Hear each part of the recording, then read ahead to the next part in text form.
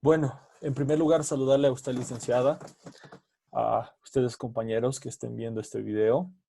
Bueno, lo que a mí me tocó fue la Escuela de Atenas de Rafael Sanzio.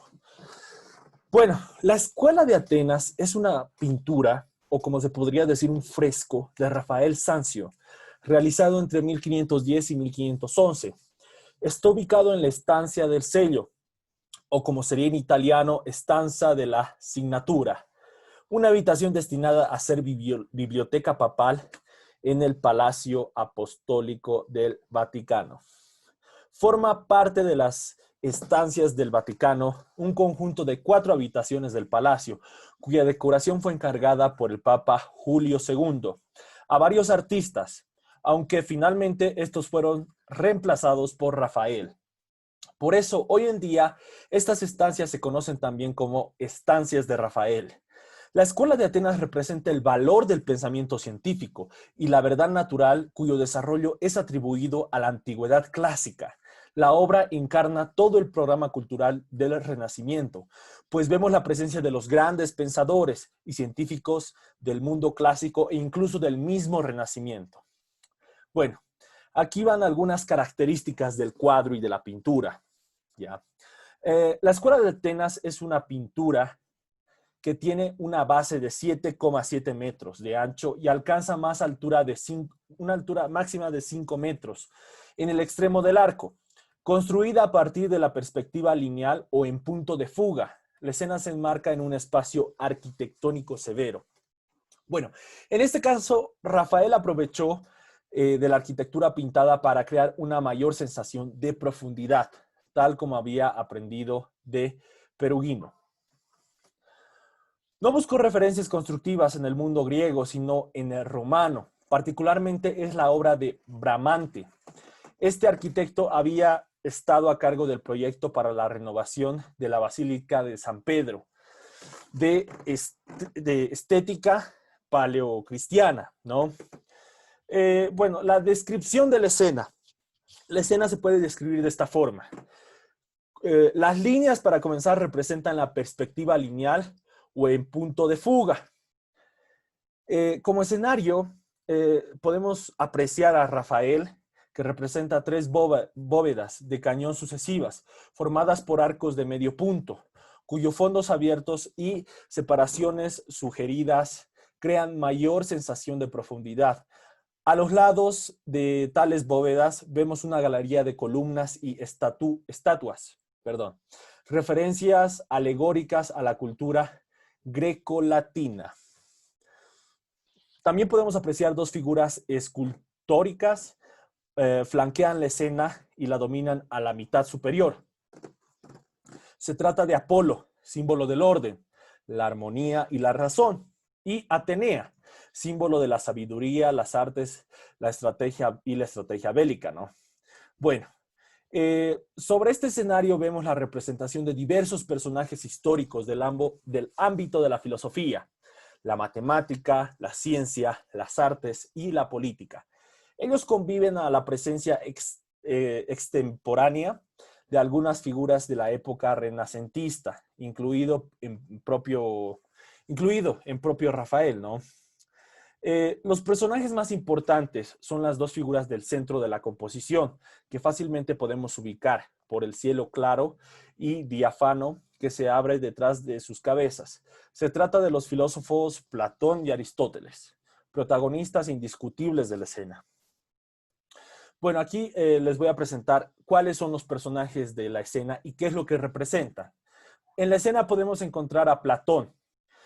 Platón, quien ha sido representado con los rasgos del maestro Leonardo da Vinci, sostiene el libro Timeo. Su dedo apunta hacia el cielo. Este gesto hace referencia a la teoría de las ideas que fundamenta sus líneas de pensamiento. Como segundo tenemos a Aristóteles, a la derecha de Platón. Vemos a Aristóteles sosteniendo el libro Ética. Su mano derecha, a la altura de la cintura, mantiene la palma paralela al suelo. Con ello, Rafael alude a la teoría de las formas de Aristóteles, como pensaba que las cosas son en sí mismas y que no existen como realidad dual. O sea, quiere decir separación cuerpo y alma, ¿no? También podemos apreciar a Heráclito como Miguel Ángel. Este es un filósofo representado como Miguel Ángel, tanto en ficciones como atuendo y a su vez sobre una base de mármol. Vemos a Diógenes, pensador de la escuela cínica, famoso por sus desintereses en los usos y costumbres sociales a los que contraponía el principio de la autonomía. Como quinto podemos ver a Zenón de Elea. Fue un filósofo griego, discípulo de Parménides. Representa de la escuela eleática. Es un representante, ¿no? De esa escuela. También podemos ver a Epicuro, que fue el creador del epicureísmo, que entre otras cosas negaba la inmortalidad del alma y defendía el hedonismo. Podemos apreciar a Federico Gonzaga. Federico Gonzaga era entonces el duque de Mantua por nombramiento de León X. Fue un importante mecenas. También podemos apreciar la presencia de Anaximandro. Este personaje pudiera ser Anaximandro, discípulo de Tales de Mileto. Fue conocido como filósofo y geógrafo. También se han sugerido los nombres de Severino Boecio, Aristóceno, Xenócrate y Empedocle. También está Averroes. Averroes fue un filósofo, matemático y médico andalusí de la Edad Media, del siglo XII, quien enseñaba también leyes islámicas.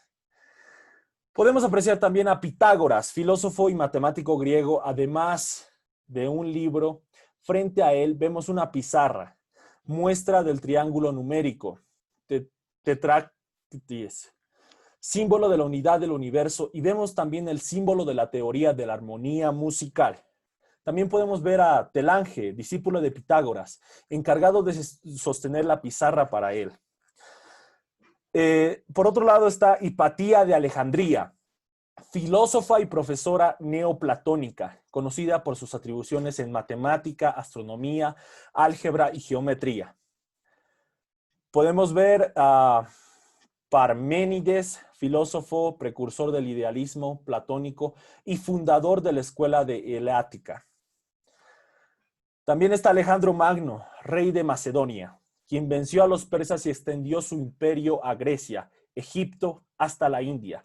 Alejandro Magno llegó a ser discípulo de Aristóteles.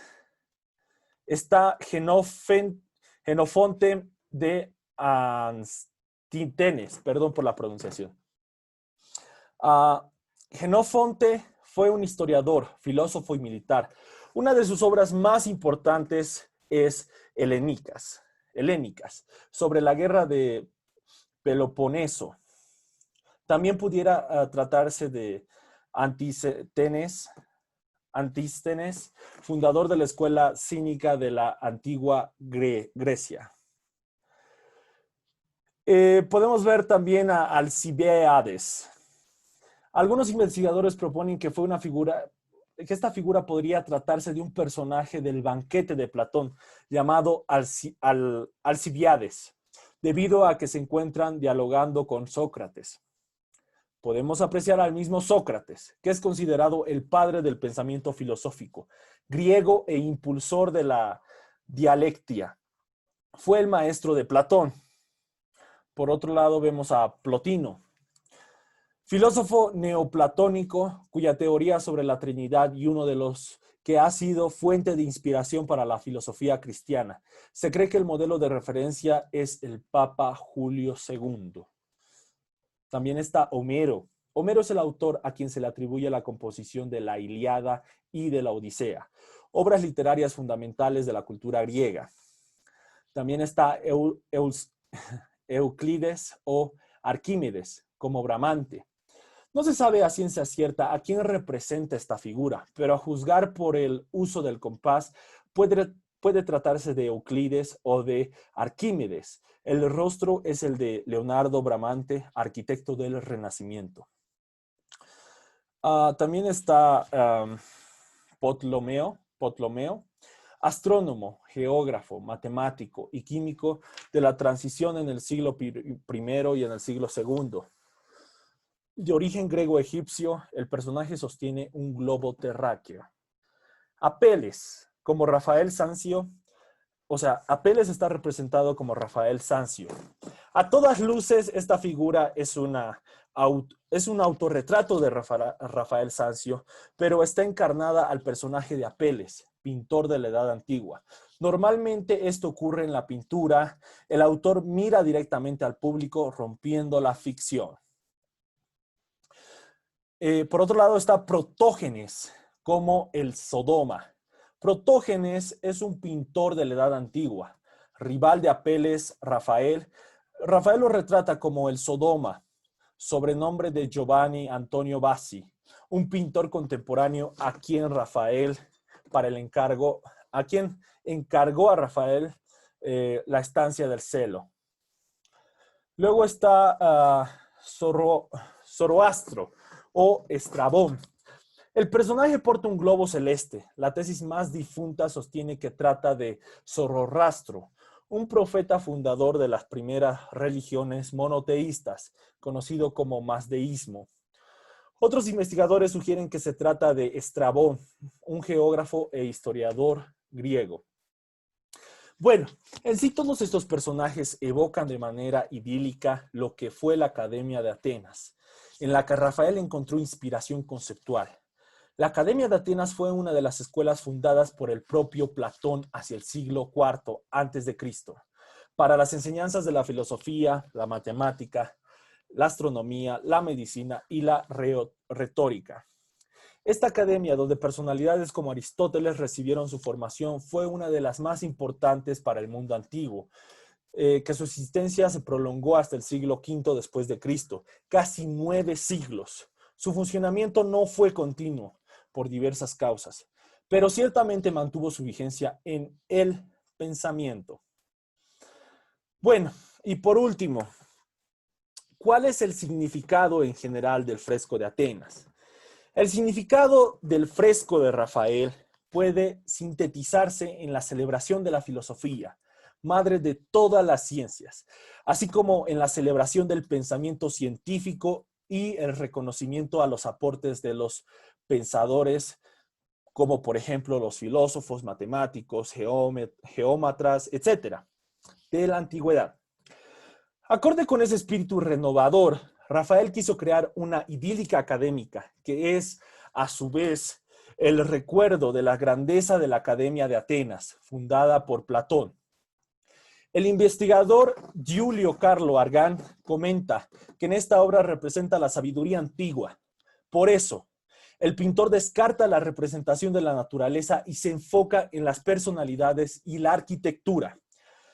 En sí, la arquitectura se vuelve así, según Argan, símbolo de la construcción del pensamiento humano y las personas, tratadas de un modo monumental también, son encarnación de este principio.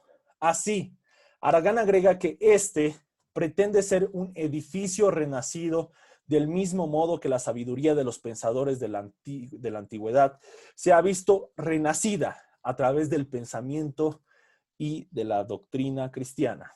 A continuación, voy a compartir pantalla y les voy a mostrar cuál es la pintura, ¿no?, de la cual les estaba hablando, explicando quiénes están, cuáles son sus protagonistas o a quién están representando. Denme un segundo.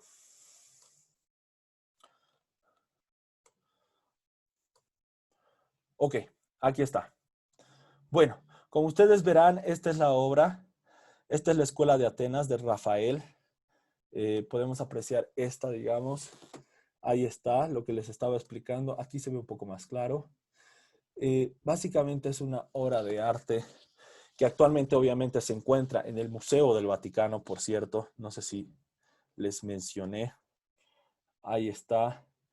Bueno, esta se ve mejor. Bueno, ahí podemos ver a todos los filósofos. Algunos están representados por otros artistas. Bueno, realmente es una obra de arte. Bueno, muchísimas gracias por haberme escuchado, y si han entrado al video, les agradezco. Ha sido un placer. Y muchas gracias, les agradezco. Gracias a todos. Adiós.